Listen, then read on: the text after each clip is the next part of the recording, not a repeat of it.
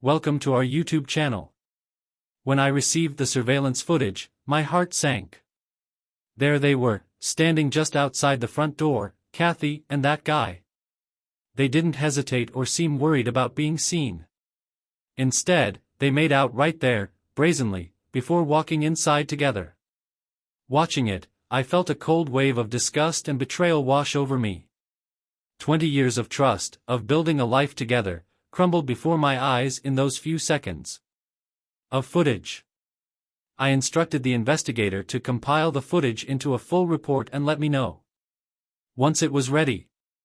Seeing it in this undeniable form, something I couldn't just brush off or ignore, was like having the final nail driven into the coffin of our relationship. 20 years of marriage, shattered in an instant, reduced to something so base and thoughtless. There was no coming back from this. My name is Ted and I'm 56 years old. I run a small automobile garage. I was married to Kathy, who was 52 when we separated. Right now, I don't want my family to know what's happening in my marriage because everything feels so raw. After 20 years together, I recently discovered that Kathy has been cheating on me. The way I found out was completely by accident. Kathy, who works as a nurse practitioner, told me she was called in for an overnight shift. When I couldn't get in touch with her, I got worried and called the hospital. They casually told me she had left hours ago. That didn't make any sense to me. Why would she say she had to work when she left so much earlier? It was in that moment that I started to realize something wasn't right. I decided to drive by her work, hoping to see her car parked there, but it was nowhere. Inside, that uneasy feeling in my gut started to grow. I circled around the area, driving aimlessly, trying to spot her car, but I came up empty. I called her again, but this time it went straight to voicemail. I left a message trying to keep my voice calm, but inside, I was starting to worry. Kathy didn't feel right. Kathy had never been the type to keep secrets from me, not even when we were younger, back in college. If something was wrong, I felt she would have told me. I couldn't shake the feeling that something was off, and I didn't know what to do. I just knew I had to figure out what was going on. I kept driving around, searching, but still, no sign of her car. Eventually, I went home and sat there, waiting, hoping she'd call me back and explain everything. But the longer I waited, the more that sick feeling knotted me, leaving me with more questions than answers. At about 7 in the morning, she finally called. Her voice was calm, and she apologized, saying she'd had a busy night at the hospital and couldn't get back to me sooner. I knew she was lying. Something in her voice, her story, none of it added up. But instead of confronting her then and there, I just said, "It's okay. We'll talk when you get home." She came home around 8 a.m., looking exhausted. She launched into this detailed story about how one of her patients needed constant care throughout the night. I stood there, pretending to listen, but I couldn't focus. The only thing running through my mind was how to figure out why she was lying to me. As she talked, I watched her closely, every gesture, every word. After a while, she went to clean up, and then she headed to bed. I had to go to work, and since I worked for the city, I couldn't just take time off to track her movements.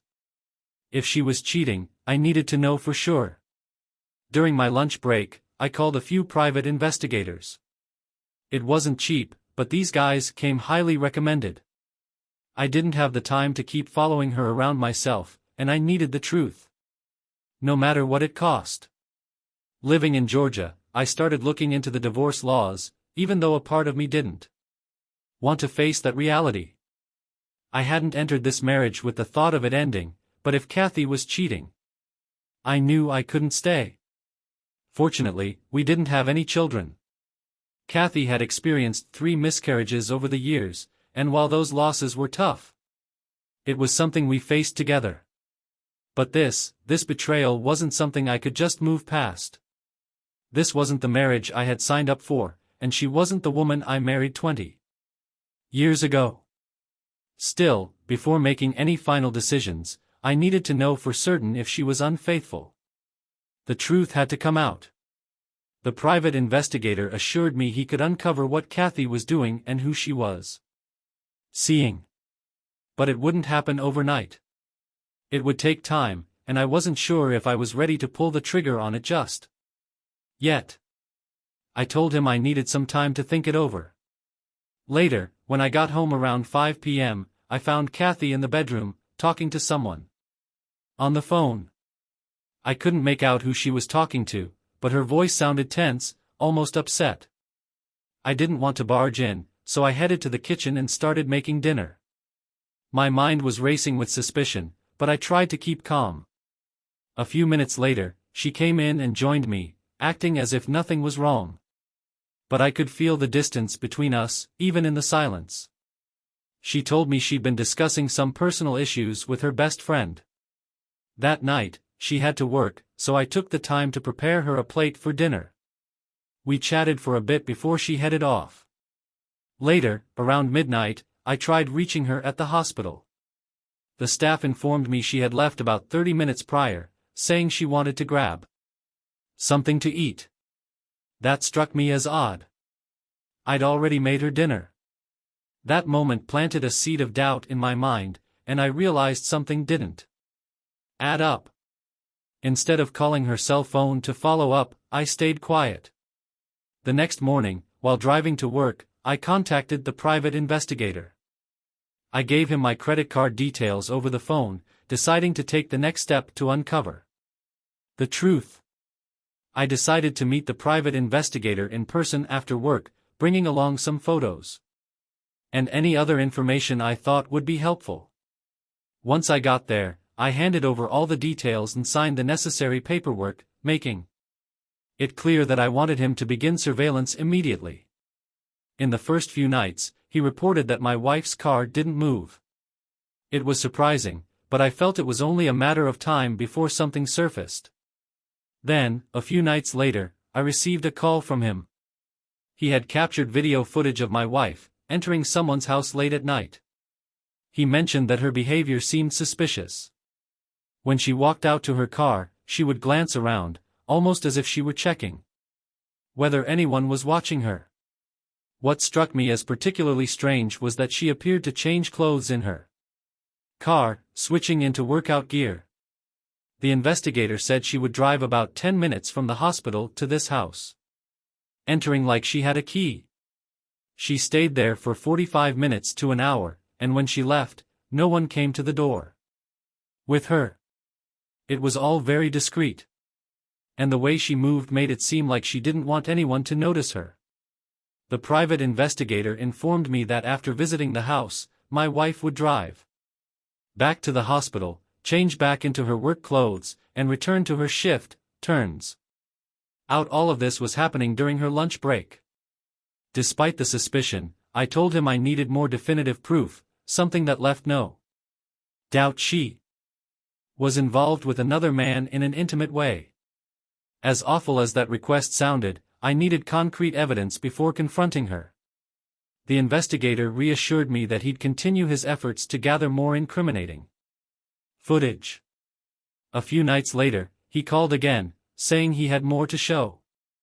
This time, the footage revealed my wife meeting a man at an all-night diner. According to the investigator, she walked in, kissed the guy at the table, and then sat down with him. He mentioned she must have taken an extended lunch break because she was gone for almost an hour before heading back to work. However, this time things didn't play out the way they had before. There was something more brazen about meeting him at the diner, kissing him out in the open like that. It felt like a shift, a sign that things were escalating. After they finished eating, the private investigator reported that my wife and the man got into separate cars and drove to his house. They both got out, walked up to the front door, and started making out before going inside together. After seeing this footage, I instructed the investigator to compile everything and let me know when it was ready. In the days that followed, I began putting my affairs in order, mentally preparing for what was to come. I didn't want to leave anything to chance or have loose ends that would complicate things.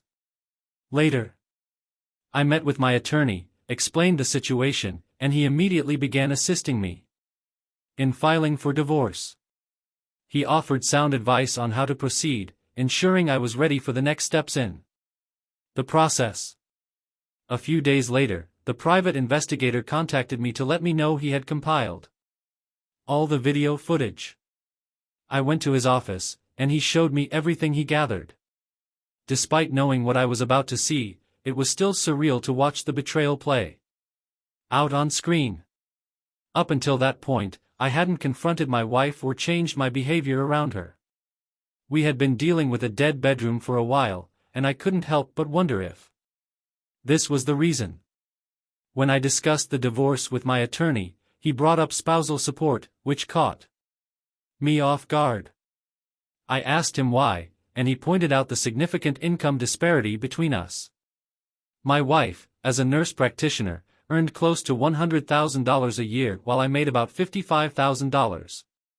He suggested I pursue spousal support, and although I was initially skeptical, I eventually agreed to include it in the divorce proceedings.